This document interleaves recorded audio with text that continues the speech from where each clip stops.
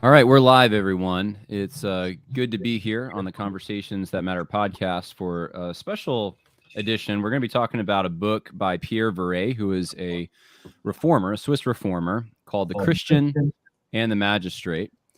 And I wanted to let you know, though, before we get started with that discussion, that there, I'm going to mute you guys. Sorry. Hold on. If you guys could mute yourselves, I don't know how to mute you. Before we get started with that discussion, I want to bring to your attention something that's going to be happening here soon, and that is let's see if I can pull it up, a conference that, let's see, here it is. Hopefully everyone can see that. So it is official now. You can go online. You don't actually have to register, but you can find out the information at the BeNotConformedConference.com, BeNotConformedConference.com. It's Stephen Wolf, Dr. Russell Fuller, and myself, June 10th through 11th in DeForest, Wisconsin. And all the details are there, what we'll be speaking about, frequently asked questions. I suppose if there's something that you want to ask that's not there, you can contact the DeForest Evangelical Free Church, and they may have your answer. But that's happening on June 10th. So hopefully, if you live in that area, or if you're even a state away, it's worth it to come and fellowship and be with us. And it's a treat. I wasn't expecting Dr. Fuller to be there, but he is. So check that out at the it's just B there, BeNotConformedConference.com. There's no the in it. BeNotConformedConference.com. And anyway, just wanted to share that with you before we get started with this particular discussion. Hope everyone had a good weekend. Hope everyone had a good Lord's Day. I know I did. The weather around here has been kind of rainy, but I was going to show you guys just real quick, for those who are interested in this kind of thing, some of the pictures from just around the area that I live, because this is a particularly beautiful time, probably second to fall. Fall would be the primary time that people come to this area. But this is what it looks like in my neck of the woods. This is very close to me. I took these pictures over the weekend. That's like maybe 15 minutes from my house. That's called the Ashokan Reservoir. My wife and I went there yesterday for a walk, and you see all these different shades of green. And I don't know, northern woods seem to have that. So I don't know, David, if in Tennessee it's this pretty. I happen to think it's probably not, but you guys are much farther along at this point. It's Tennessee is the greenest place I've ever seen in my life. There's definitely not as many shades of green, but born on a mountaintop in Tennessee, greenest state in the land of the free. The greenness is striking. Very, very green. There's a lot of pines, more pines than I think we have in New York. But anyway, yeah. So that's what's going on in my world. And as we did the last time, I have my dad, Scott Harris, Pastor Scott Harris, and my brother David Harris to join me for this. We've all read this book by Pierre Viret, The Christian and the Magistrate. And we just want to talk about it today, just present it to you, have a discussion about it. There's a lot of things that are brought up in this that are highly relevant for a lot of discussions, actually, that are happening now, even discussions pertaining to Christian culture and Christian nationalism and all that. And wisdom from the past is often discarded or forgotten, but we don't want to be the people who do that. We want to be people who remember some of the good jewels that have been passed down. And this is certainly one of them. Pierre Viret was a Swiss reformer. He was 2 years younger than John Calvin. And actually, he served for most of his ministry near where John Calvin was, because John Calvin was in Geneva. Pierre Viret spent a lot of his time in Lausanne, which, if you look at a map, they both border a lake. They're just on different sides of the lake. They're like 30 miles away from each other. And so he had a lot of interaction with John Calvin. And there's actually some good biographies on Pierre Viret. I read one of them over the weekend, and I don't want to get into all the details of his life, but very influential guy. His students went on to develop things like the Heidelberg Catechism, the Belgic Confession. He loved his people. He was someone who wrote theology, but the theology was very practical, unlike some of the other reformers. He was very Bible-centered and very practical. And he has an amazing story. He was beaten and left for dead by Catholics.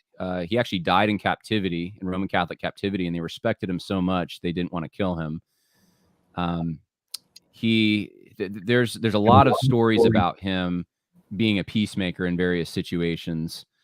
And one of the particular things that he had to navigate during his ministry, whether he was in Lausanne or whether he was somewhere else, because he ministered all over the place. Lyon was another town that he did a lot of work in.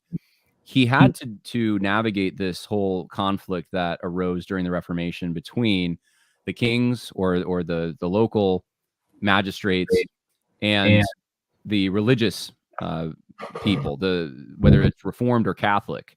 So you have like a lot of moving parts. You have Catholics who are used to Roman Catholicism being the main religion and that even having authority in some ways over the civil magistrates. And then you have the civil magistrates trying to figure things out once they become Reformed and doing things like dictating articles of faith, prohibiting church discipline from going forward. He had to correct all these things. And so a lot of his essays and letters and teachings are incorporated into this book, The Civil Magistrate. And it's not a standalone book. This is a bunch of things that he wrote. But he's answering these questions. Where are the lines between magistrate, government, and the church? What authority and jurisdictions do they inhabit? What's the duty of a Christian? When can you declare war? When is it okay to rebel? When can't you rebel? Those are the kinds of questions that he had right in front of him. So any other background information that either of you want to give on this? That I don't know if you did any further research into Pierre Viret. I only read what was in the translator's notes. Born about 1511, died at 60 years old. Yeah, which wasn't very really brief at the beginning, but that's helpful to anybody who's going to read the book. Yeah, the translator actually wrote a biography of Pierre Viret, R.A. Sheets, and that's the one that I think it's called The Smile of the Reformation, because he's known for his joy and his generally pleasant disposition. So check that out. R.A. Sheets, Pierre Viret, The Smile of the Reformation, if you want to know more. Go ahead. One thing, I mean, I read this in the context of also reading this, Vindicii contra Tyrannus, which you can get from Canon Press. They have a really nice copy. That is a anonymous French Huguenot treatise on the Christian's relationship to government, but it's more specifically related to what do we do when the government gets oppressive, and like when can we take up arms. And it's really interesting because this Pierre Viret is going on in the 1530s and 40s.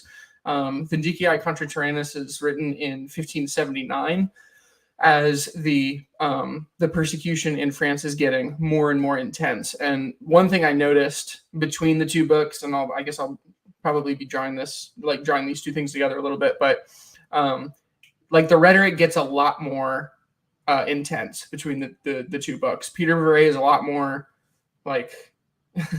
just like relax. We need to kind of sweat this out. Whereas Vindicii contra Tyrannus is a lot more like, here's the justifications for going to war. So, I'm sure we'll get into that more, but that was just an interesting contextual thing because he's pretty early, like he's a very early reformer. So, yeah. Well, even at, I forget which council it was. I want to say the disputation, I think it's called the Lausanne Disputation. Where there were three reformers, there were more than that, but he was there. Farrell, the guy who kind of was instrumental in calling him to ministry, was there. And then John Calvin was there. Calvin wasn't even supposed to participate. Calvin was just supposed to observe. And during one point, though, he did participate. But Pierre Viret was one of the primary guys debating the Catholics. And so even though he was 2 years younger than Calvin, he actually preceded Calvin in some ways.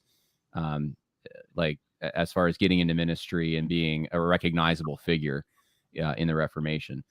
One of the things that he writes about too in the book for contextual reasons, I think it's good to bring up, is that there were these Anabaptist sects, he even calls them Anabaptists, who had very interesting ideas on government, whether that was government should be abolished altogether or whether government even mattered. And then some were just rebellious. They just, you know, I don't know how else to say it. I mean, he uses the word insurrection, which I feel like that word has kind of been kind of soiled at this point. But there are true insurrectionists, and the Anabaptists, some of their sects were like that. So he writes against them too. So on the one hand, you have tyrannical governments trying to impose on the church. On the other hand, you have peasants trying to lead rebellions, and this is the situation Pierre Viret found himself in. And the tyranny, like I think you said, David, I think you're right. It wasn't quite as maybe as much as what you find in like Lex Rex, but there certainly was tyranny. The civil magistrates were trying to even prevent church discipline from taking place and prevent the church from being the church, and so he had a problem with that. First thing I wanted to ask, maybe for by way of discussion, is he starts off the whole thing with different forms of government and the importance of, or maybe the non-importance of different forms. He brings up three. Democracy is the last one, but he brings up monarchy and oligarchy. And it's interesting because he talks about it for quite a while. And today there's a lot of debates over this. What's the best form of government? More debates as time goes on, as people realize that what we have doesn't seem to be working. What is Pierre Viret's conclusion on these three? What are some of the strengths and weaknesses that you thought were compelling of these three different systems? You my mic, David. Is this still giving feedback? I'm okay. I don't hear feedback now. No. Okay.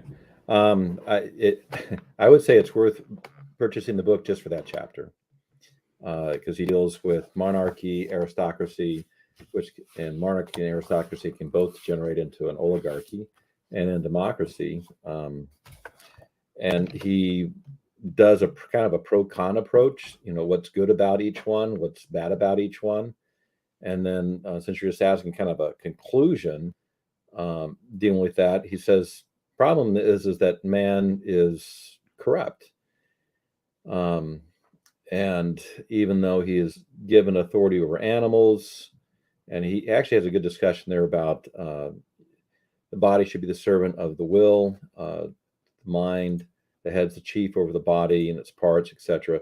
He ties that back in here as well. But by the time he gets through it, he says the problem is that all forms of government, because they're dependent upon man, and man is corrupt, are going to end up being corrupt themselves, unless there is a means of something that's higher and it actually is just and righteous, which he's going to get back to God. Any form of government is either being good or bad, according to how whoever is sovereign in that form of government is tied into actually being the laws of God. I would say that's a good way to summarize it. Yeah, he talks about democracy, which is probably the most applicable for our situation, and the weaknesses of democracy. And there's a few prescient quotes that he has about this. I'm trying to find them right now. It says here's one of them. He says that there's a desire which every man has of living in his own carnal liberty and fleshly pleasure without being subject to any laws. He says the other thing is ambition and greed, which are reasons why many take the offices of the country by intrigue, either for themselves or for their friends and consorts, and for those by whom they have been corrupted. And this is done not out of a desire to maintain God's honor or the public good or to administer true justice, but it is done merely for the honor and earthly profit of those who hope to receive it and to reign above the others. That's on page 15. I'll just continue one more paragraph. He says, seeing that such people who snatch offices and positions by such means and who seek them by such means do not set forth as their end the glory of God or the edification of his church or the welfare of the general public, but only their own glory and their own gain, it is not possible that they shall ever fulfill their office and duty as they ought. So, and then he talks about how this can lead to negligence of the disdain and just the disrespect for the law, because the people who are administering it are basically corrupt. And you think when you're looking at this, you're like, well, that's exactly what we live in. That's what he says the weaknesses of democracy are, and that's what we live in today. So it's because man's corrupt, right? Yeah, So, because he even put in there that the election of magistrates is one of the two great evils, because people are going to elect magistrates who allow them to do evil. right. Yeah, there's incentive to try to get someone who's going to let you do your fleshly pleasures and so forth. He says about democracy, I thought I underlined this quote, that the democracy is, democracy, his description is where many times each tries to be master, and where the most rebellious, seditious, audacious, and greatest squawkers take the prize. That was his description of democracy. So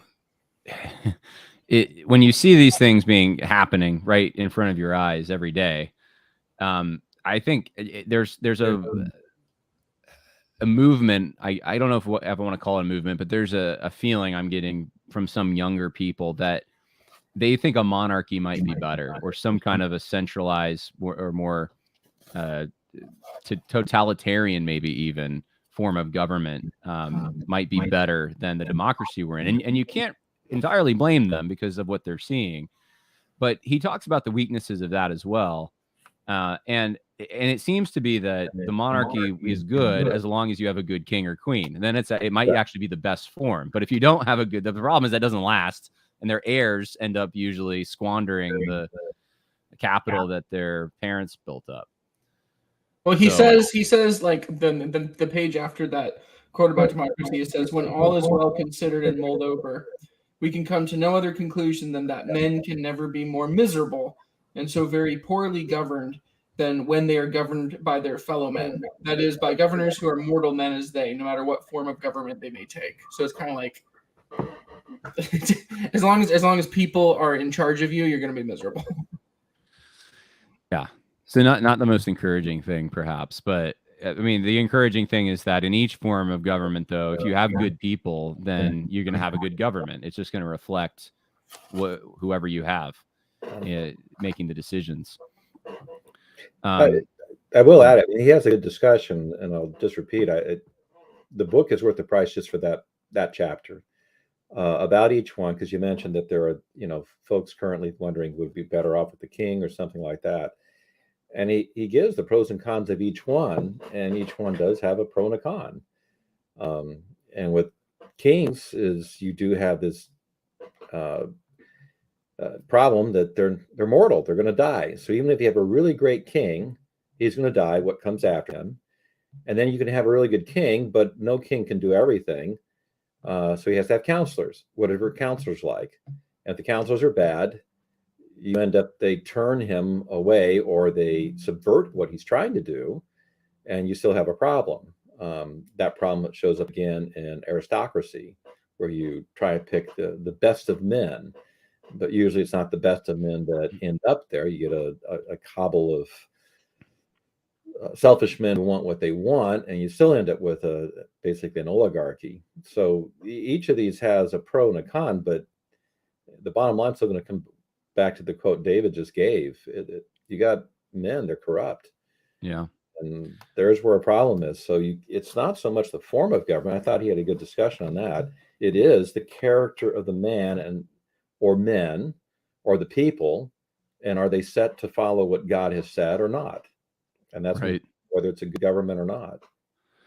Yeah, and we started off probably the best way you could have in this particular country, especially in the South, where you had people like Washington and Jefferson wanting to put their time into planting and arranging things on their farms, basically, and then going into office not for their own benefit, but because they wanted to serve. It was just an obligation they felt they had to their people to serve their people, and that's gone. That's totally gone now.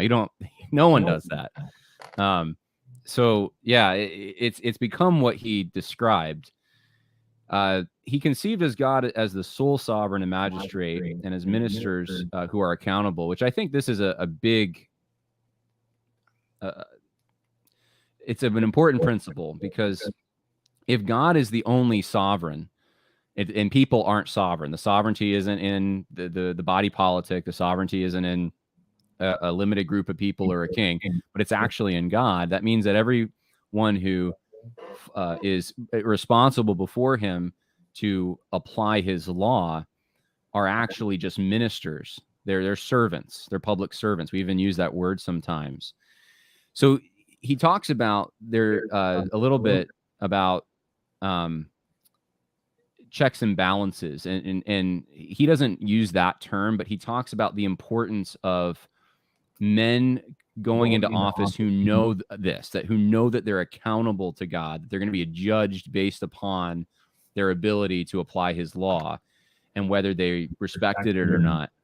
So this sparked in my mind, one of the things that has been good in our country for a long time is checks and balances. And I specifically thought of the oath of office as being one of those checks, that every person who comes into office on the higher levels, at least, has to put their hand on a Bible. At least that's the tradition.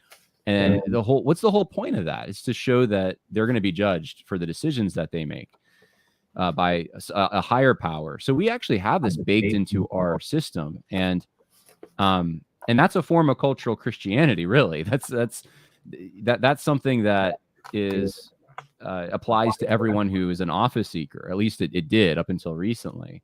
What other? I don't know if there's other checks and balances you can think of that point to God or point to the fact that these are ministers and not sovereigns.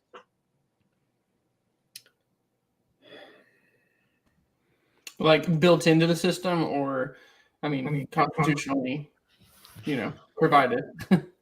Yeah, either way. I mean, just ways to remind people that they're public servants and they're a liaison. They're applying something beyond them to people. They're not creating law. I mean, it's not our country, but I feel like you saw this over the weekend with the coronation, a little bit of the new King of England, where he has to put his hand on a Bible and he has to, I mean, the language is very explicitly, it's all coming from this era. It's, do you promise to defend the Protestant faith? And I don't know. I've seen a lot of kind of, because the King of England is very obviously not a Christian that we know of, but this vestige, this holdover is the intertwining of the church. The church is actually is one of the checks on the magistrate and the English system and the constitutional monarchy.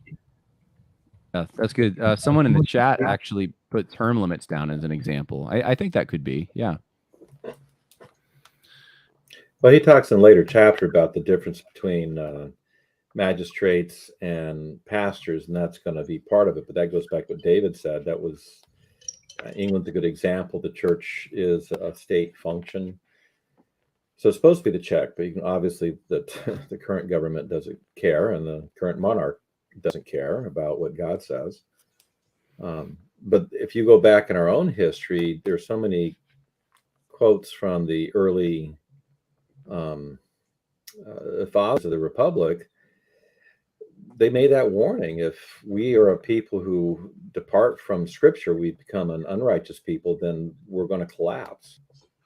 Yeah, and that's what we're seeing is the departure of the culture away from a Christian moral values. The culture is collapsing. Well, on that note, he talks about Christians being falsely accused of insurrection, and that it's interesting. He provides all these biblical examples from like Luke 23:2 and Acts 17:6-7 of similar circumstances where Christians are accused of being the ones who are in favor of some kind of overthrow or public chaos.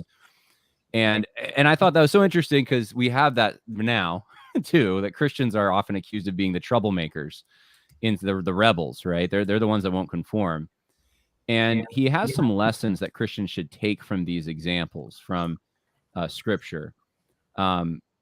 Setting our this is what I wrote: setting our expectations, submitting to authority, so making sure that our behavior is good, and then suffering. Those are his three main things.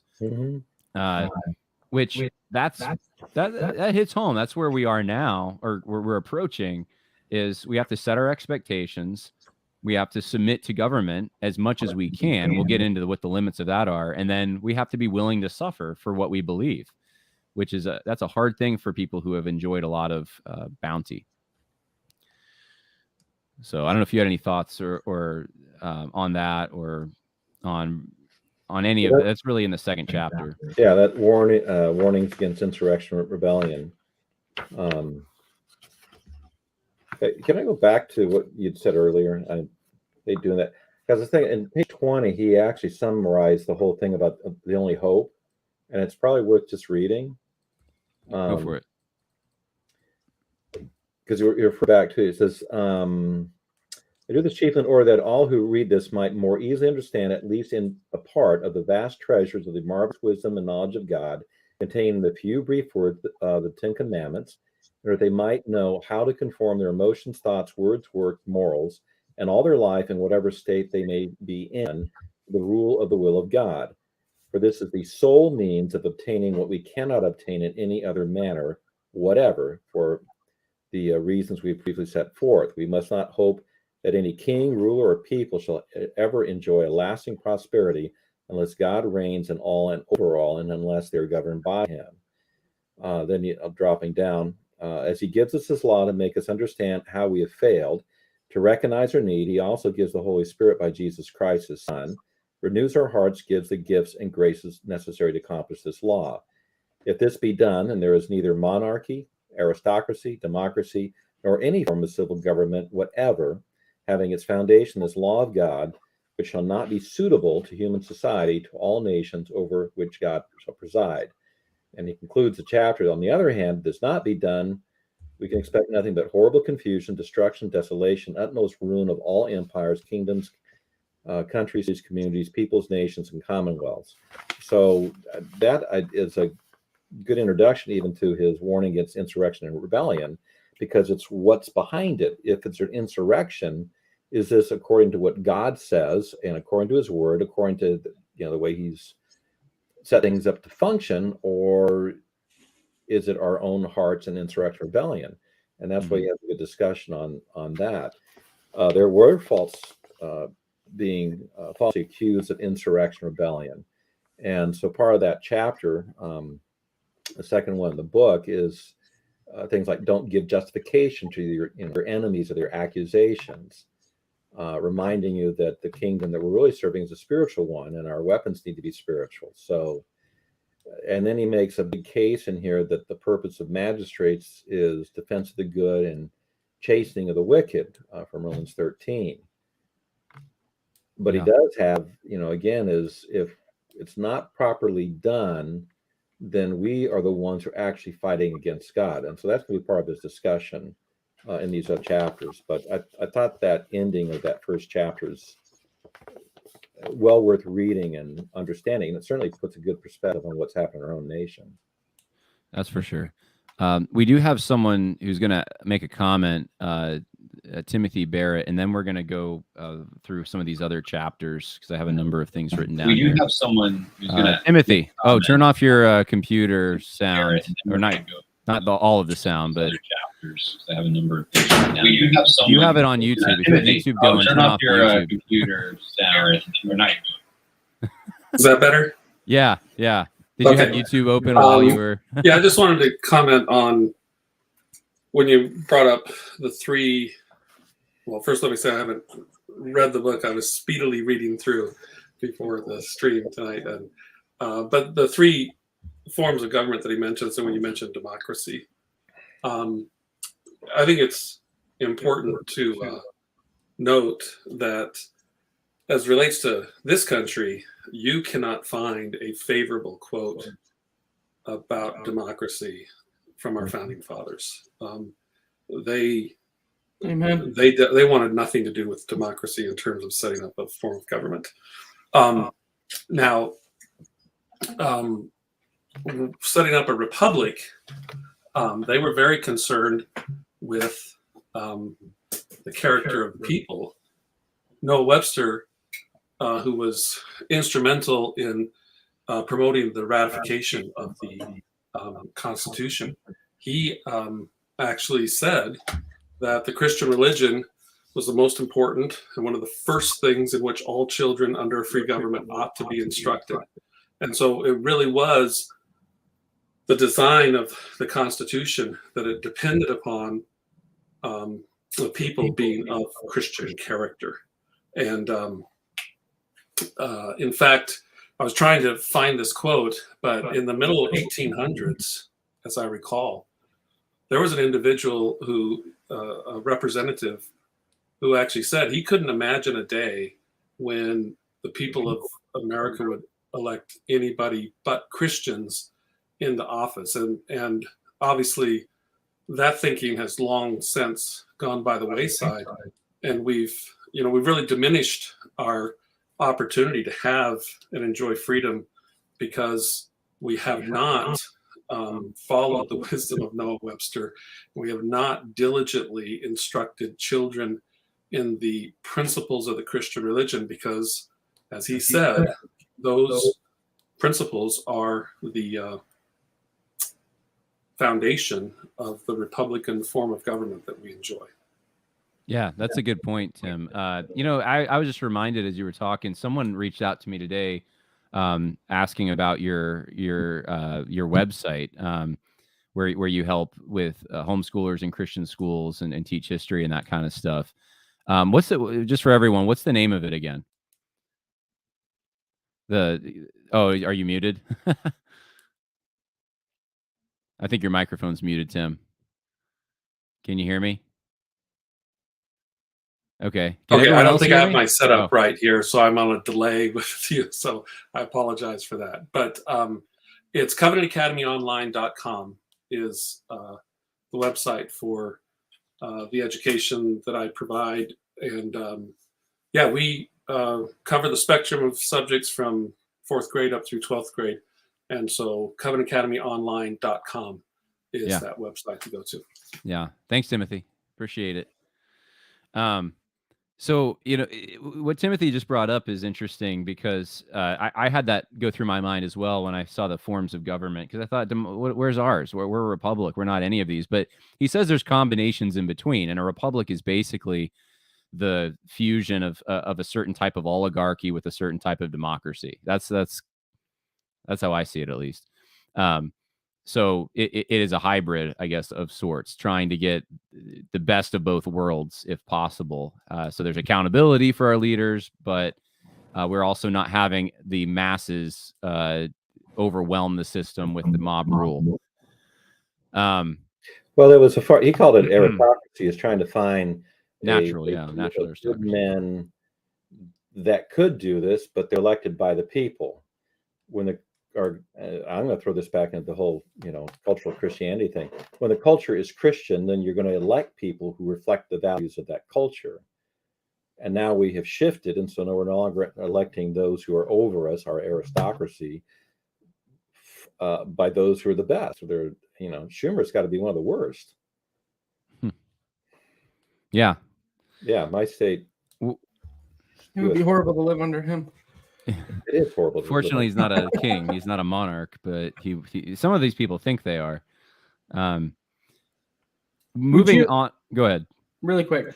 Wouldn't you, I guess this is maybe a rhetorical question, maybe not, but isn't each one of those, there's sort of a natural organic element to each of them. So monarchy, monarchy has kind of been the rule throughout human history in various contexts, but so is aristocracy in some ways. Certain people just tend to kind of take those leadership roles, but then at the same time, whenever a group of people gets pushed in any direction or gets desperate, then the democratic element. So it seems like all three of these, there's an organic nature to all three of those types of rule that will ebb and flow depending on, historical context and I guess tradition in some way. But democracies are usually, or republics are like, oh, that leader was so terrible. We don't want one man having that authority. And they start, a republic. And then over the period of time, though, the natural course of events is people tend to consolidate. That's even Israel's history. They tend to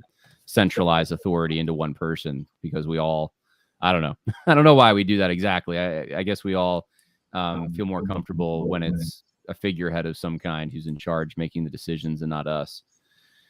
What do you think? There's a whole chapter. This is the weirdest chapter to me, but he writes this whole chapter about including magistrates, and it's not just them. He talks about pastors and teachers, but magistrates in particular, for our purposes, under the fifth commandment, so that when we're called to honor father and mother, that must mean honoring civil magistrates. That was, to me, the weakest part of the book. He makes some compelling arguments, but did you feel that way as well? That was kind of weird. Yeah, I had to read it the twice. stretch. I read it twice and then took a lot of notes trying to figure it out. I think I do understand what he was coming from. Because that was part of a series of messages he gave, all based on 10 Commandments. And out of 10 Commandments, this is how society should run. So what he's tying under this is that in the fifth commandment, you have the one about honoring authority. So children honor the authority of their parents. And then he just ties everything else into that. It's sort of an analogy keeps working, and he will throw in examples. It's definitely not.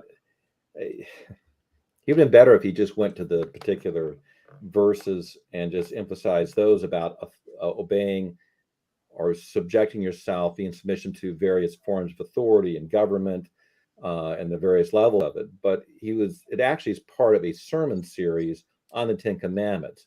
That's why it's a little weird for us, is, because he's just trying to emphasize one thing. And out of this comes his principle. We have authorities we're supposed to obey, to submit to. So yeah, it was probably the strangest chapter to understand, but it was putting in the context. It's a series of sermons dealing with each of the commandments. I don't know if that helped. Yeah, well, I knew that. I knew he was taking it out of a series. Yeah, it was just, I almost thought, he doesn't say this, but I thought you could use what he's saying to legitimize the Roman Catholic title when they call their priest father. Because and he makes a compelling case for some of this. Paul calls his spiritual descendants children, and stuff like that. But I don't know, the fifth commandment, I always really I've always conceived of it as, if you're gonna bring it beyond father and mother, it would be the Old Testament way of speaking about fathers. So sometimes in the genealogies, it can be a grandson, but it's still considered a father-son relationship. And so it's having respect maybe for your lineage, like a pietas.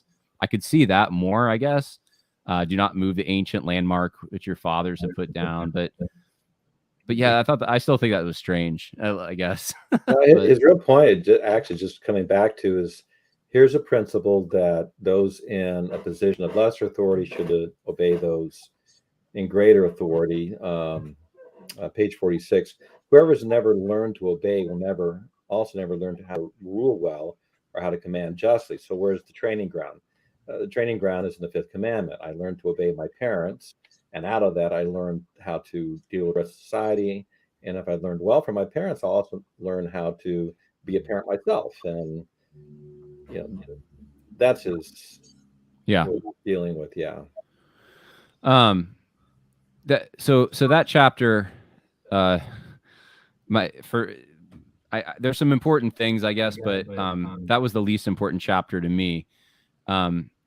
He talks about, I don't know if it's the least important, because there actually is a principle here that's important. Okay. And I think this is showing up in society too. And I think this hits your Christian cultural thing you're talking about. One of the reasons our society's declined so much is we've destroyed the family. Right. And when children do not learn in the family the importance of being mom and dad, and that in families, even when there's still mom and dad there, and mom and dad no longer require their children to obey them, we've created anarchy.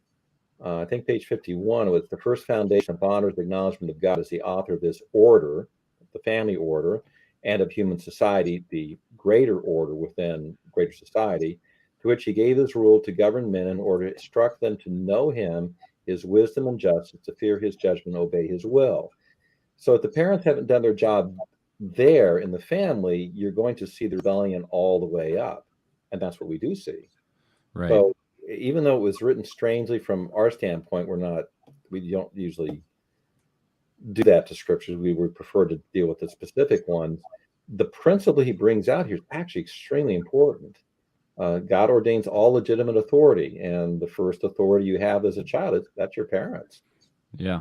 Well, and I know some of the founders talked about the families being the what do they call them?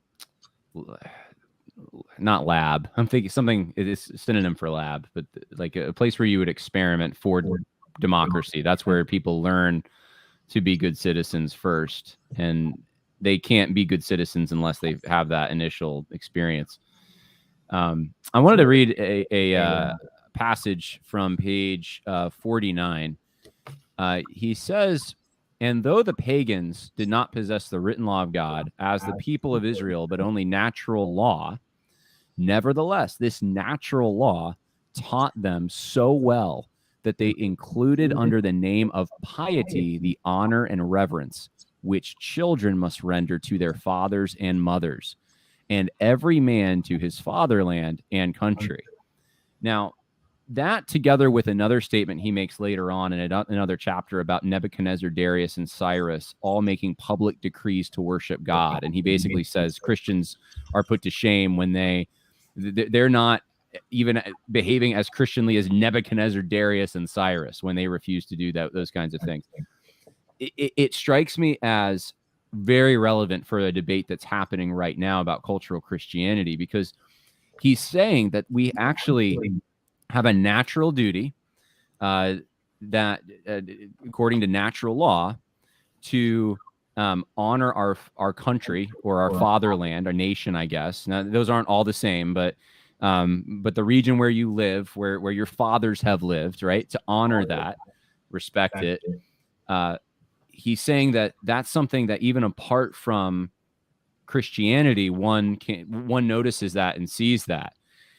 And the debate that I think this concerns is over, and these are loose categories here, but the common grace versus created order, and those things they're not really at odds, and they shouldn't be. But there are Christians who seem to think, and I've been running into this over and over, that because of total depravity, we're all just as bad as we can be, and the only thing that keeps us from not being as bad as we can be, left to ourselves, is common grace.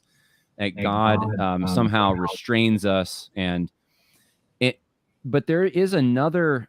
Stephen Wolfe talks about this in his book on Christian nationalism. There's another way to approach it, and Pierre Viret represents this, where he says, no, there's some natural instincts God gave us that are actually good.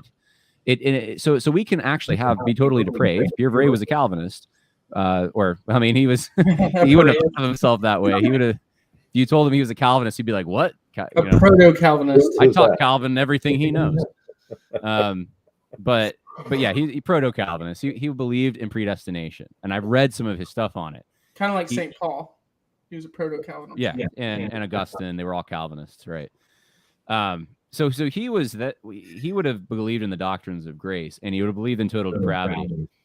But he also thought that there were good instincts, not good that can please the Lord spiritually, but there was instincts that were part of the fabric of creation that we have, and one of those is you honor your parents. One of those might even be, as these pagan kings did, you make public declarations to honor the Creator, honor the true God, as much as you know about that God.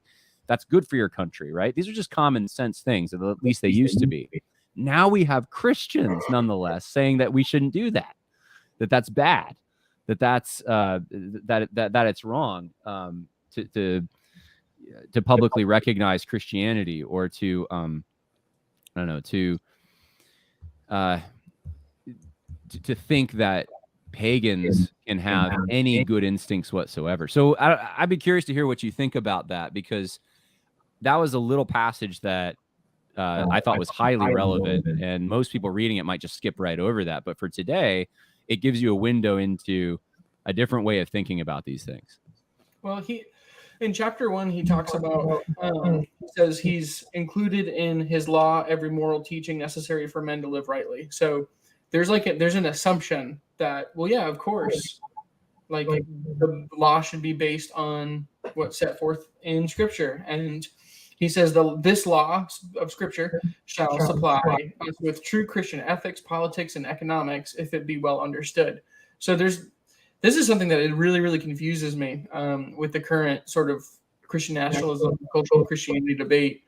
And I guess I was hoping for some kind that there would be some kind of, like, he'd address it somehow. Like, where should the basis for our laws come from, and what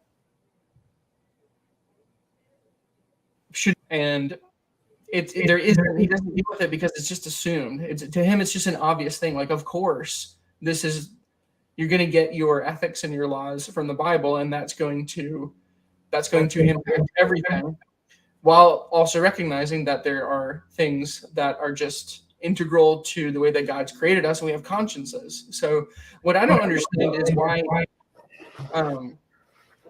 why you would. I don't understand the we don't want to be explicitly, Christian in our framework of law, because he just assumes that it's just assumed. I'm not even sure how they get to that. What happened to Romans 1 and Romans 2? We can see the immoral unrighteous and how they're declining, but Romans 2 deals with the moral unrighteous, and there is a law that's in their conscience. Romans 1 tells us he already put that in their conscience. Why do they want to get rid of that? I don't even understand how they can get to their position of trying to say that a secular society is better than one that has a basic cultural Christianity underlying it. I had breakfast with Jacob Dell this morning, and we ended up, our purpose wasn't talking about this, but came up with, as he was talking with people he's trying to minister to, is that in coming into a place where, even though they're not actual Christian, they're coming from a traditions of Christianity, like Roman Catholicism, or your mom was talking about growing up in Lutheranism. They did hear about certain truths. There is a God. He created us. Jesus came, that he died. Now, they didn't understand how to apply that. They're still trying to work for salvation, but having these basic things as part of their culture gave you the opportunity to explain to them how it all fit together, rather than dealing with someone who's completely secular. You got to start back in square one. There is a God, and he created you. That's one reason why creation evangelism is being pushed, and I'm certainly one that would push for the same thing now, because I have to speak to these pagans to get them to understand some basic truths. You've been dealing with this the last couple of weeks, and we had this conversation when it started erupting. We were down in Tennessee a couple of weeks ago. I can't understand how they can think this way. Do they just get rid of Romans 1 and 2? They wouldn't say that. There's no way they would say they're getting rid of anything Scripture. I think it comes, well, like I said, I don't know what to completely attribute it to, but this idea though that we're just so bad, but people apart from Christ are so bad, and common grace is the only thing, and we can't really trust our instincts. We can't trust the way God's wired us, because it's so tainted by sin. And we don't ever, practically speaking, we don't get involved in government. We don't get involved in social things. But I think there's also this sense in which, if it's not inside the church, it's probably bad. Like, I would say it's inside the church, it's probably bad. Yeah, right. The church isn't, a lot of the churches you walk into, it might, in our area, the rainbow flags are mostly on churches. Well, that's what Jake told me this morning. He's the only church in his area in Millerton that does not have a rainbow flag flying on it. The only one. That's crazy. The brand in the Northeast. That's just the brand. And he's Episcopal, which makes it weird, because most of the Episcopals have rainbow flags. I'm going to bring Mike Landry into the conversation. Mike, you are muted right now. If you want to be part of the discussion, unmute your microphone, and we'll come to you. Let's see. Oh, you unmuted it. Can you hear me? I cannot hear you. Oh, I hear you now. But you're frozen. We lost Mike. Oh, he's back. Oh, Mike is coming back. Mike, if you turn off the video and keep the audio, we may be able to hear you better. We just want your mic, Mike. Okay. I heard okay. Okay, I can hear you now, I think. People told me I had the face for.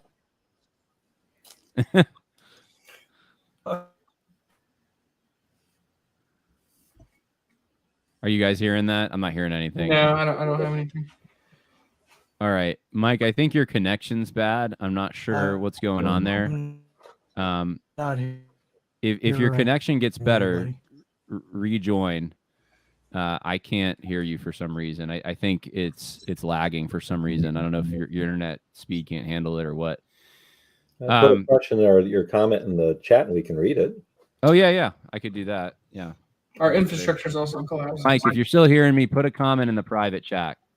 Mike's a patron, so patrons can call in. They can be part of the show, and they can be part of the private chat too. So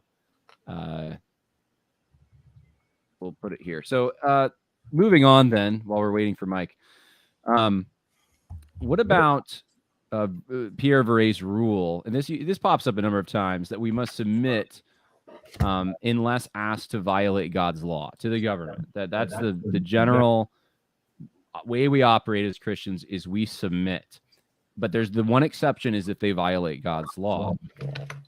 We had to navigate this during COVID, and I remember thinking that was, I mean, in general, I agree with that, but the way so many Christians applied it was like, well, staying home with a mask on and not going to church, that's not sinning. So the government should be able to tell you. And I remember there's one guy, I remember Todd Friel. I'll just say who it was because it was so public. Todd Friel made this comment about, well, if the government told me to go, and it was some ridiculous scenario. Wear a hat with the spinning thing on it. On the Wear a side. hat with, you're right, go on a bridge with a hat with a spinny thing on it, and like, and be, like, act like a clown. He's like, well, it's not a sin to act like a clown, so I guess I have to act like a clown. And I remember just thinking, like, that's one of those ridiculous things. Like, that's not the government's job to do that. They're outside their lane when they start saying stuff like that. And that's part of the way that we answered the COVID tyranny. I'm wondering how Pierre Viret would navigate that. If he would say, well, because I couldn't get a sense from his writing if he had a wide sense of that, like if we have the responsibility, then the government would be asking us to disobey, to usurp that, or if he would have that narrow reading that we're so accustomed to today. What do you think? Oh, I have thoughts on this. I think if we brought Pierre, hey Pierre, welcome to the 21st century. Here's the deal. There's a virus. It seems like it's bad. It probably was purposely, linked to us. And the solution is we can't go to church. I think he would just totally flip. Yeah, I think you would think we're nuts too for that. Yeah, I think he think that's like, that scenario probably didn't even pop into his head as a possibility. It didn't for any of us, really. So, well, I got a sense in reading it. It was someone that's trying to mark down when, because it's the book is just short parts of all the stuff that he's written, and it's not in a chronological order. But I did get the sense that as time went on, he developed that more, and what seemed narrow in the beginning widened out a whole lot more. Because in one of the later chapters, he starts talking about taking advantage of whatever is offered within your particular government. And he talked about Paul doing that, and Paul was a good example of that. But that you take advantage of those things. And so when it came to the U.S., as arm of government is supposed to be rooted in law. And so when the government itself is violating the law, then we need to take advantage of the fact they are violating the law and saying, it's like, no, you, as you put it, you're out of your lane. So we would submit to the government as far as it would be possible without violating what God has said, but also taking into account that when the government gets out of its lane to do things beyond what it's supposed to be doing, it's now become illegitimate. Yeah. I certainly got that sense that over time it started broadening. Yeah, I had that sense too, and I'm trying to hunt for the quotes that made me think that. You sparked one of them in my mind, because he does write about Paul's appeal to being a Roman citizen as a way of resistance, and I can't find the passage. I know I marked it down. True obedience to magistrates whose answered scriptures. He talked about the midwives in Egypt. Right. He talked about the Jewish taskmaster. That one I never thought about that way. They bore up under Pharaoh's tyranny, but they would not carry out the tyranny to the people under them. They bore the beatings. They would not beat the people under them. Yeah. You know, and to think his students, some of them wrote like the Heidelberg and the Belgic Confession and developed what's now some people call the doctrine of the lesser magistrate. He didn't know it as that, but that's what he was talking about. He gave the example of Rahab, who was betrayed her own country because she had fear of God. Jonathan disobeying his father, who's the king, when it came to David, because what Saul had come with was unjust toward David. And so Jonathan's upholding true justice because that's fear of God rather than his father. And yet he was still loyal to his father, and anything outside of those, that was properly just. And so that's why I said that was a later, something he wrote later. You just see this developing in him is a little broader perspective than what was, I think a little bit more simplistic in the beginning, is until the government tells you something contrary to what God says, then you have to obey it. Right. He says at one point, he says, if it is a people who have their own laws, liberties, and magistrates, and who render their duty to those who can claim some lordship over them, and despite this, some tyrant comes who, instead of abiding by what he promised and vowed, this is page 91, by the way, and instead of doing his duty as his office requires, he seeks to tyrannize those whom he ought to favor. This is another matter. Therefore, if such a people possess a lawful means to resist the tyranny of such tyrants by their legitimate magistrates, and are able to, by this means, to avoid slavery, they can follow the counsel of Paul. And he let each man abide in the same calling wherein he was called. Art thou? And so he quotes from 1 Corinthians 7. That was the passage I was thinking of, where he says, like, resistance is fine, but it needs to be, you need to use lawful means. And this is the doctrine of the lesser magistrate, really. That's what this is.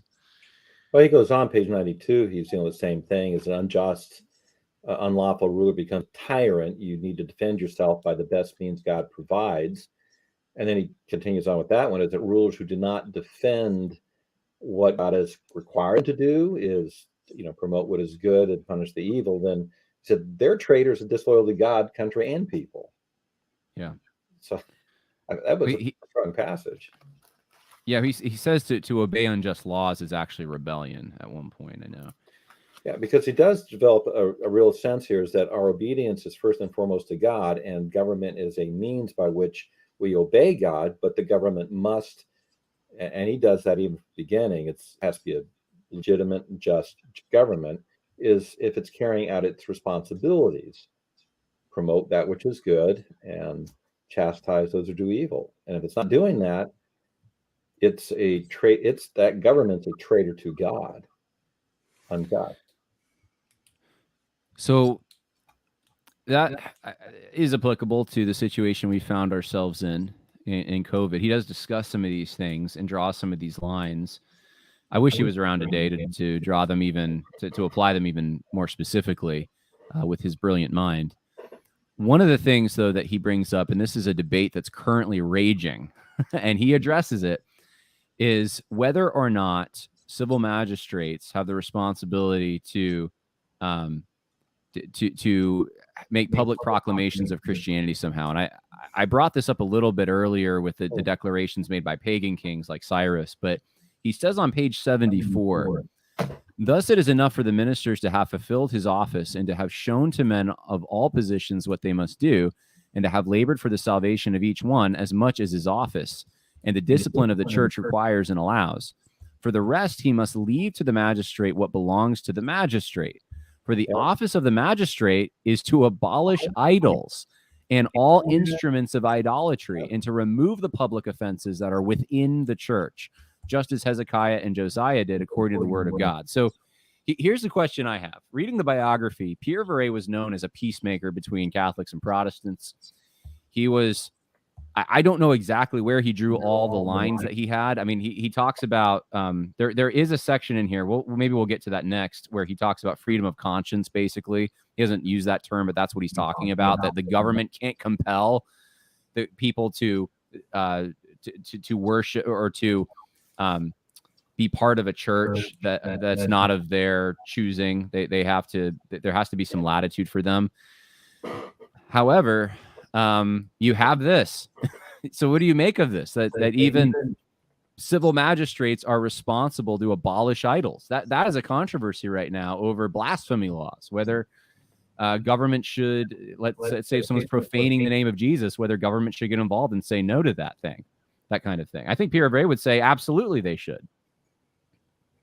Well, doesn't this get back to this explicitly, like, is where does the law come from? Where does it derive? And I don't know. It seems to me that we're just sort of almost pre-programmed. I mean, not us like individually necessarily, but like, I mean, I'm a public school teacher, so my feeling is that most people are pre-programmed with we're a democracy, and democracy is the greatest thing that there is. That's the only form of government that works, and it only, and it's good because it's, it's pluralistic and multicultural. So because everybody, look, we all live in peace, and it's great. And then you kind of, but you're like, do we really live in peace? Is there really a ton of peace in this situation? And but that pluralism just permeates. That seems to me that is the fundamental assumption, and it's also among Christians for the most part. I think most American Christians probably tend to that's their starting point, would be a pluralistic view. So this is like crazy. This is crazy talk. This is abolish idols, but what freedom of religion we have. So I mean, he thought that like Catholics and Protestants, and I'm not getting this from the book, but just the biography, that they could live under the same magistrate, that there was a possibility for this, but that the magistrate should be, he would say, Protestant. But there's not a possibility, and my proof would be that this book is lesser known than this book, which comes out only a couple decades later, and it comes out because the Catholic, Catholic paradigm did take precedence in France, and the solution was to kill all the Protestants. Right. What did they do? They fled. So I mean, it did. Like, even if he's early, so maybe there was a thought that this could happen, but it obviously couldn't happen because France ended up becoming a Protestant-less nation. My only point is he seemed to be okay with various sects of Christianity, and I'm using that term broadly, a Christendom. But he seemed to think, though, that the civil magistrate had a responsibility to still take out idols. And I don't know. I don't know if there was tension in his thinking, or if I just haven't read enough, or maybe different stages in his life he came to different conclusions about things, because he would probably think that, because most reformers did, that there was idolatry being practiced during the Mass and that kind of thing. But, it's so foreign from the pluralistic outlook we have today, where oh man, they're building a Muslim mosque over there. Like the ERLC for the Southern Baptist Convention a few years ago, the Ethics and Religious Liberty Commission filed a brief supporting the building of a Muslim mosque in New Jersey. And it's like, because that's for religious freedom. Like, that's insane. That would be so foreign to someone like Pierre Viret, who would have, and he talks about the Turks a little bit in here, but they're not living amongst him. They're not right there with him. So it's more like people who have been captured by them. But this was like the assumption for a very, very long time. It's only been more recently that because of pluralism, I would tend to think post-World War II. I feel like this is the post-World War II world in a lot of ways. The story that popped in my head was Paul Kruger, who was the premier of the Boer republics prior to the Boer War.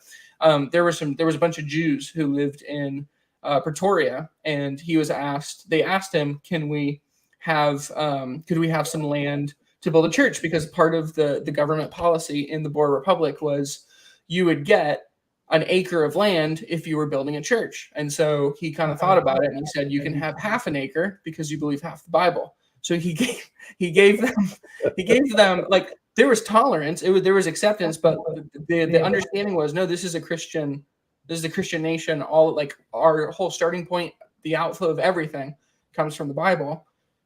And so you can exist here, you're welcome here. We're not going to kick you out, but you understand that this is the ruling paradigm. Yeah. So any other thoughts on that before we go into something else? Or we've been going for about an hour now, a little over. Well, I had one really, really quick thought. I know you're going to say something bad, but this might, just before I forget. So one thing that I noticed in both of these books is there's a lot of Old Testament. There's almost all the discussions that I've heard about cultural Christianity, Christian nationalism, all that stuff. It seems like it's like, well, we kind of go to Romans 13. We go to a couple of passages in the New Testament, and that's really all that's relevant. That's all that really speaks to us. If we're with the more woke evangelicals, then obviously Amos 5 matters too. But other than that, that's kind of it's like we go to the New Testament, and that's really all that's instructive. But the majority of what he's drawing from is Old Testament narrative and like principle. That's where all this information about governing is coming from. Yeah, that's a good point. I didn't even think of that, but you're right. That's the question today has often been, what is the New Testament church? What does the New Testament say the church should do? And that's the only thing Christians should be involved in. And it's like, well, we have another testament.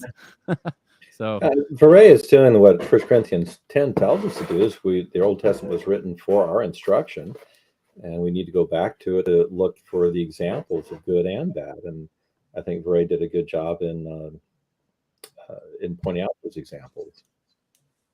Yeah,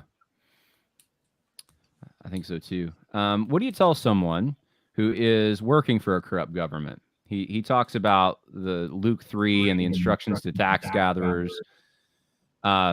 He seems to think that you can operate like a Daniel in these situations, but there's a lot of people right now, especially with the pronoun stuff, who are having to face some challenging issues. Either use the preferred pronouns, or you don't work here anymore. You're going to go to the what do you call it? Re-education camp. Yeah, it's not. No, I was going to say in a job site. What do they call that office? It's on the tip of my tongue. Humans. Yeah, thank you. That, whatever that is. You're going to go talk to the ladies. Usually it's ladies in that particular office, and they're going to have to put videos in front of you to train you, or at the worst, you may end up just losing your job. What would Viret say about that? How to function in those capacities? Well, after he scratched all his hair off his head, trying to figure out what are you talking about, he would say, no, you can't do that. You can't. Daniel, actually, I think he'd probably go to Daniel and Shadrach, Meshach, and Abednego and said, here's an example. The king tells him to do something that's contrary to what is true. The loyalty is to God first. And that's where you must lie. Daniel's told not to pray. He's going to pray. Now, there's no command in scripture that you have to pray 3 times a day and face Jerusalem, but that was his habit. He's not going to change it. And even though he gets thrown in, den of lions, when it comes to these pronouns things, is you're being asked to lie. You're being asked to join somebody in their mental confusion and support their mental confusion. I was going to say, it's like, if they said they were a cat, you wouldn't agree with they're a cat, but that actually is popping up in schools too. Cats and dogs and other animals, and kids come in costumes and want to be treated like that. And let's put a litter box, in the bathroom for them. That would be contrary to what God says we're supposed to be doing, as just upholders of truth. So I think Viret would go directly back to the things that the principles he's put out, is that our first allegiance is and always to God. Our submission to him, our submission to magistrates, must line up with the submission to God first. The magistrate asks to do something contrary to conscience, because he actually uses that word too, contrary to what the script that God has commanded in conscience, then we have to not submit to that. And yes, we will probably suffer for it. We have someone in the live stream who wants to ask a question. Dissident Leather Monster. Okay, that's a. I mean, I don't think that's the name that your mom gave you. I would. I mean, no offense if that is the name that Dissident and then Leather Monster. You're on mute though, so I can't hear you. If you take your mic off mute, bottom left-hand corner is the mute button. Then we can get the question in. He actually wrote the question down too, so maybe I'll just read it, and if you take your mic off mute, we can interact. But this is the question that Dissident Leather Monster put in the private chat for patrons. Since the form of government we have is set up as rule by the people, how does that affect our ability to change the government as we see fit without the issue of submission to authority, since the people are the country? Authority. What's that? Since people are the authority. This is that classic, whenever you got into during the COVID era, when you get into a discussion with somebody about Romans 13, and it was, well, Romans 13 says this, so that's that. And you were like, yes, but, and you go into this sort of constitutional education, well, but we have a constitutional republic. And then when it kind of was all said and done, for the most part, most of that didn't really matter at all. It really did kind of just seem to run as a de facto almost monarchy or oligarchy. The decisions that the elites made were what kind of went forward for the most part, except on the state level. So I don't know. It's a good question, because I mean, my question for our country, my question to that question would be, are we really? We're not really a republic at this point. So does that even really count? We're an oligarchy. Right. So we're not a federal republic. We're not a federal republic. Yeah. Well, we do technically have all of these we should be to our system, right? Including the Second Amendment. We have all these fail-safe, like there's all these, there's checks and balances, but there's also, parachute cords that we can pull at different points, but most of them haven't been pulled. So I don't know. Yeah. Well, it goes back to Viret. I think he said it early on, is because man is correct. It doesn't matter what form of government you form, even, and I am, we had a discussion today. Am I a boomer con? The other day, boomer con. No, I'm not a boomer con. Is that a paleo conference? There's some boomer con tendencies, but well, yeah, but I think we decided I'm a paleo con, because I'm like, it's like we're not even a constitutional republic anymore. And I think I told you both then, I was like, you two have never even lived under our constitution in the years of your life. Our constitution was subverted a long time ago, and the checks and balances supposed to be there have been usurped by evil people who will not follow what the Constitution actually says. That even goes all the way back to the 1960s, when God was kicked out of the public schools, saying you can't pray anymore, non-sectarian prayer.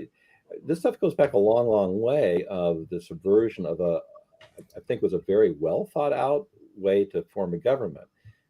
But there's still this foundation. If the people are not a culture that is holding to the scripture, there's nothing that's going to hold it back from going awry as we have. Yeah. And that's the problem. So Viret, how he would respond to that question is that the authority is never going to be any particular form of government. It's going to be God himself. And the form of government needs to submit itself to what God has declared in the scriptures. And I'm certainly no expert on Viret. I only read the one book and the excerpts. That certainly seems to be a theme he has throughout everything he's doing. Our submission is to God first. And even if that means suffering at the hands of tyrants, our submission is still to God. And we have the examples of those who've gone before us to encourage us in the midst of that. I think that's been something I've been trying to stress in preaching through First Peter the last, 4 or 5 months. my hope is beyond this world. I'm going to obey God in whatever He's asked me to do, and everything else I'm going to do is going to be related to that. I'll submit to government as long as the government is doing what it's supposed to be doing, so that I am submitting to God in submitting to government. If the government asks me something to do something contrary to what God has commanded me, I can't obey it, period. And I may have to suffer for it. I may be thrown in jail. I could be executed. Back then, there was a lot of executions. That's okay. You know, if I'm executed, I win. I'm with Christ. One of the things, so he or she, I'm not sure who, dissident leather monster, if they're man or woman, but they put in the chat, I'm speaking in the context also of the Declaration of Independence, which states that we have duty to throw off tyrannical government. So I'm speaking not just of civil disobedience, but also the use of force. So I have a quick point to make about this, because I think I knew initially what was being asked. You think of "we the people," right? The opening lines of the Constitution.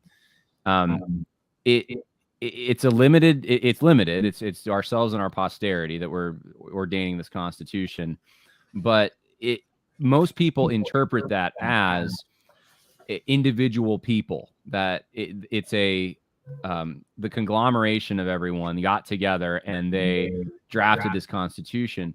And people don't realize sometimes that was actually the Committee on Style who chose the language "people" there. It wasn't. And if you look at some of the initial drafts, it was "we the states of," or "we the people of the states of," and then it listed the states. The problem with that, though, is that not all the states had ratified, and they didn't know which ones would ratify and which ones wouldn't. So it was easier to say "we the people," and it was commonly understood what that meant. Now, there were people like Patrick Henry who were very concerned about this, because they thought that there was an opportunity here to run roughshod over the states, and to have like a direct accountability to individual people, which would have been devastating. And so there were anti-federalists who saw this as a weakness, but the intentionality behind it was that these are the people of states. So the actual, originally at least, the actual correct way to think of our form of government is a federal republic in which the states are the ones who are accountable to the people in their own states, but they're responsible for running the central authority. And so that's the correct arrangement. It's not the people and then nothing separating them and then the central authority. It's central authority, a limited central authority, as you just pointed out, David, and then the states, which are the ones who are that it's accountable to ultimately. So why is that important for the Declaration of Independence? I mean, the Declaration of Independence came first, but it's worth noting that when Jefferson is writing this, he is writing, he's borrowing a lot from the a statement Virginia had already made about this.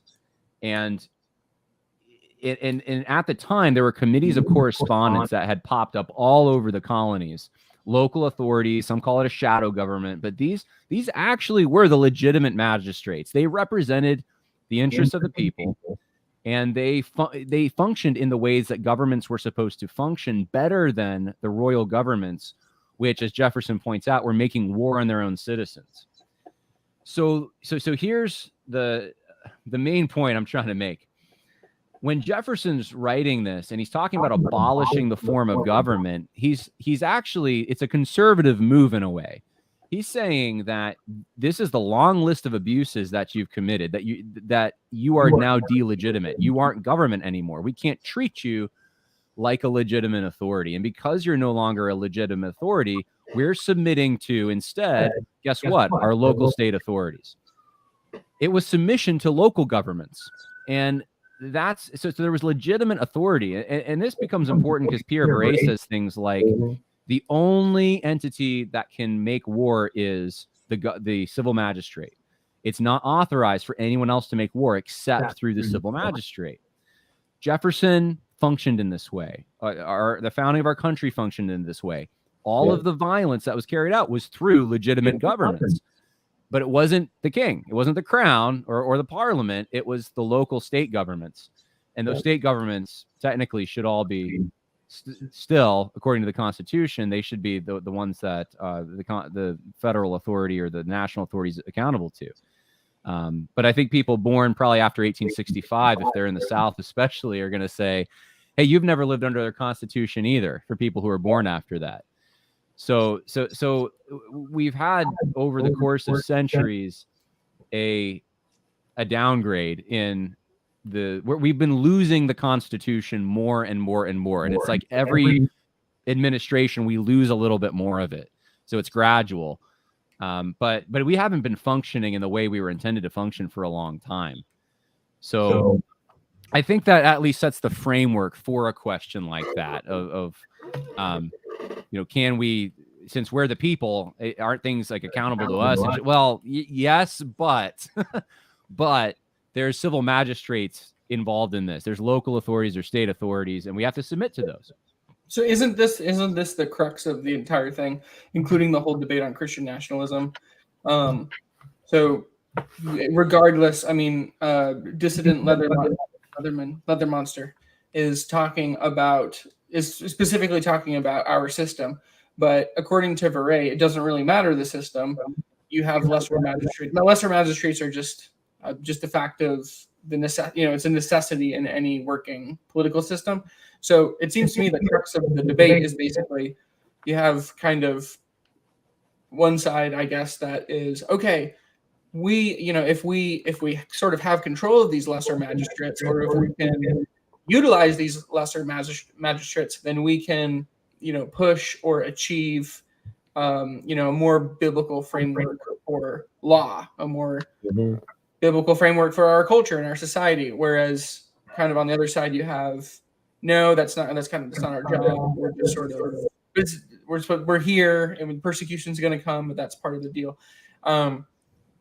So it isn't the crux of the whole thing kind of rests on that lesser magistrate issue, whether or not that's legitimate. Can you use the lesser magistrate? Because if you can, then in our system, our democratic Republican system, whatever you want to call it, if we think that we should change things, then we should be trying actively, not only to promote ourselves, to promote people who are good, people who are going to be who are going to rule according to biblical mandate, but even ourselves. Like that might be a call for, hey, Christians, you need to get involved in your school board, your local town board, town supervisory role, whatever it is, because once you occupy those things, you have legitimacy in the eyes of God. Yeah. Isn't that kind of the crux of it? Yeah, I think he discussed that pages 92, 93, dealing with that whole issue, which you're saying lesser magistrate, among different things. See if that happens, that a ruler to whom by right they are not subject transformed himself into a tyrant, was not content with what was his due and was rendered to him, but sought by tyranny, force, violence to destroy the gospel, religion, the liberty of the country, and like a Turk to destroy those whom he ought to protect as his children. The people must defend themselves against his tyranny as the best means God has given them. There's no doubt that in such a case, the rulers and magistrates who exist are bound to defend themselves, their people, and the country which God has placed under their charge against such tyranny and violence. And so, you did very well, Jonathan, on just explaining our the Declaration of Independence and what was going on there. Is they saw themselves as now being treated as non-Britain subjects to Britain, but as something else. They were actually only declaring as, we recognize what you've done to us. You no longer treat us as we're your countrymen and a different country. We recognize that, and our magistrates, our committees of correspondence, the groups we formed, they got together and voted that we're declaring ourselves independent now. So it was to a legitimate government, legitimate magistrates all the way, and that's the same thing going on now.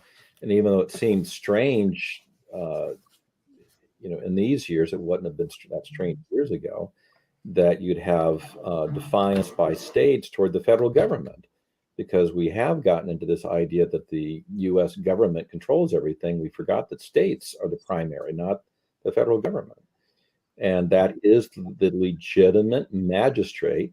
And even when you break down within a state, if the state is well, like it did here, Cuomo is calling for all sorts of things contrary to our own state constitution and the laws that were that he could employ. He was just making his dictates, and it was up to local sheriffs, local county supervisors said, no, we're not doing that. This is, and so the lesser magistrate. And that's still going on in quite a few places. I think when you were down in Virginia, it was local sheriffs that were determining. Yeah, we had a few counties near us that were sanctuary counties. They were not going to impose the governor's COVID edicts. Well, that's one reason that we were able to do what we were here in Wappinger is we had a good sheriff. Yeah. And, other counties didn't. And they were going to uphold the law. Even our county supervisor at the time, who wasn't great in some ways, was good on this one, is like, we're not doing that in this county. And he called the governor out on it. So that is that whole principle that, you're referring to as the principle of the lesser magistrate. But that is what Viret, the French schools gets me. I think it's Viret. If we've been saying it wrong the entire episode, I guess that's probably embarrassing, but I'm pretty sure it's Viret. Well, Viret. Viret. Yeah, it doesn't have the same.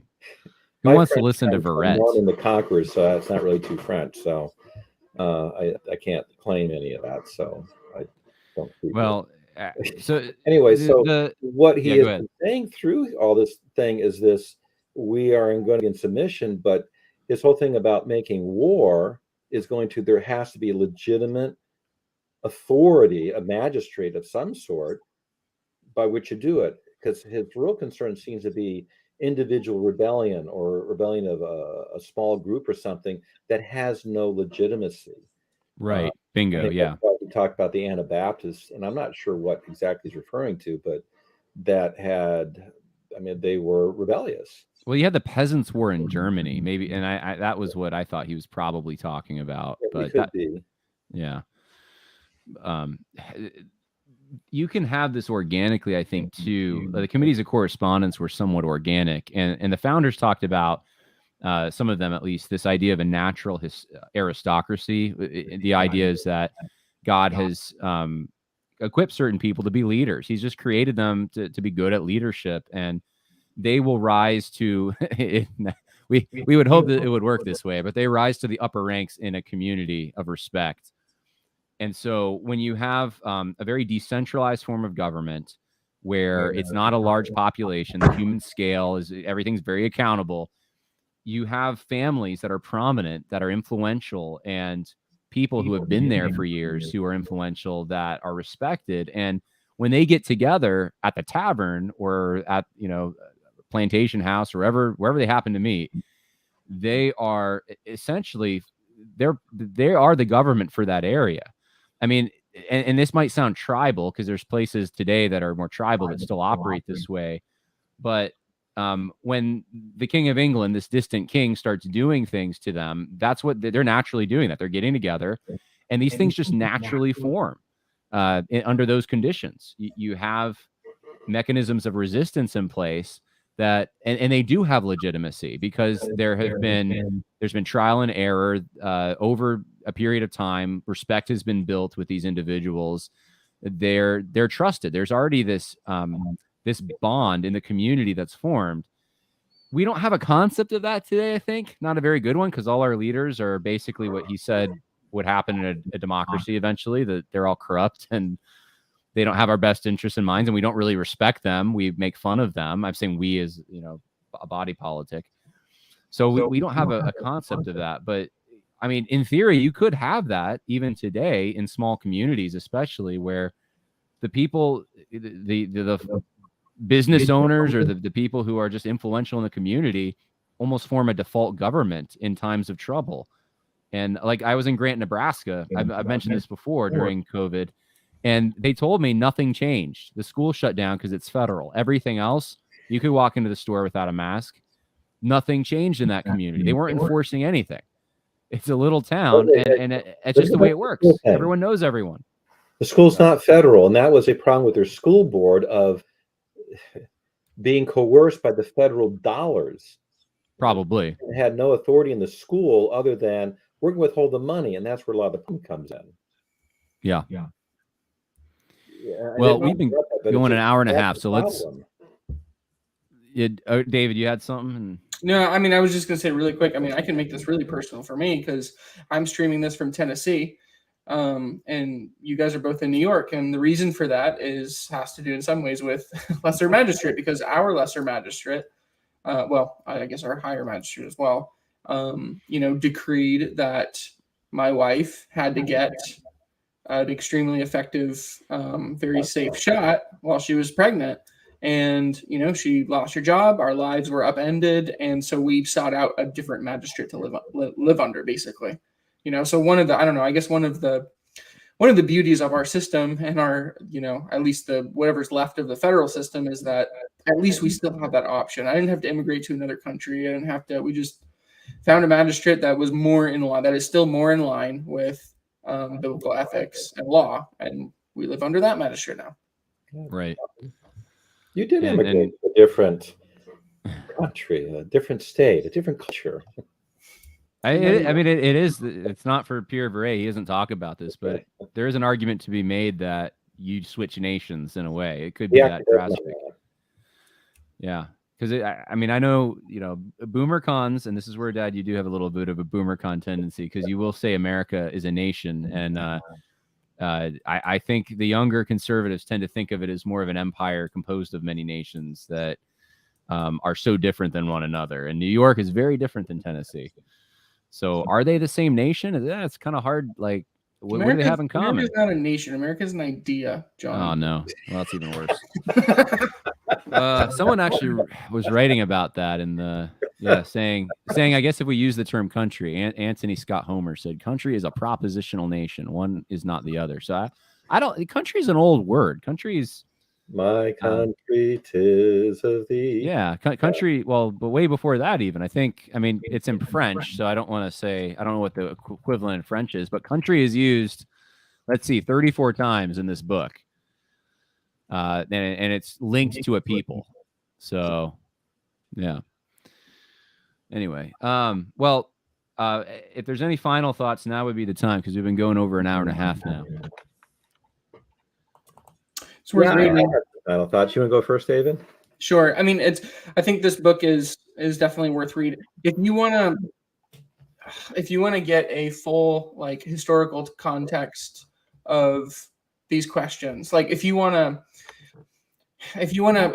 passive observer of the Christian cultural, Christian nationalism, whatever you want to call it, feud, debate, I don't know, meme war, that's currently sort of underway, I feel like you will get a lot out of reading several books. One would be this one. Another one would be Vindicii contra Tyrannus. Another one would be Lex Rex. And then you're going to be very informed on the Protestant tradition of Christian response to government, Christian relationship to government, and it helps to know the historical context too, because again, this book, the tone of this book is very different than Vindicii. And I think the historical context matters, because when the magistrate is breathing down your neck and putting signs up saying, if you find these people, kill them, the tenor changes very quickly. So that's not to say the truth changes. Obviously it doesn't, but the tenor does. So it's definitely, I think this is a really good starting point. If you haven't read anything on Protestant political theory, start here. Yeah, I think we should read that other book next. I actually tried to print it out and I wasn't successful, but I'm going to guess as you get into it, he's going to be operating the very same principles that Viret has expounded here. I had 8 pages of notes, and here's my summary. 1, this is excerpts of his writing, so you're not going to. It just gives you a taste of it. It has a good explanation why human governments fail and the necessity for a government to have priority on obedience to God's law to be successful. It's not the form of government. It's a commitment of the government to obedience to God's law. He shows careful thought about the duties of magistrates in upholding God's law and people being in submission to magistrates in keeping with upholding God's law, including honoring magistrates. He gives a lot of careful thought about the demarcation of duties of ministers and magistrates, with understanding of the rare exceptions when there is some overlap, and a caution of seeking to do so. Ministers that call out the magistrates for not following God's law to repent. And then, though not fully developed, these theories about just war are presented. He's got to start there. And then great encouragement I found in the book to trust God, follow him, even if it means unjustly suffering at the hands of tyrants.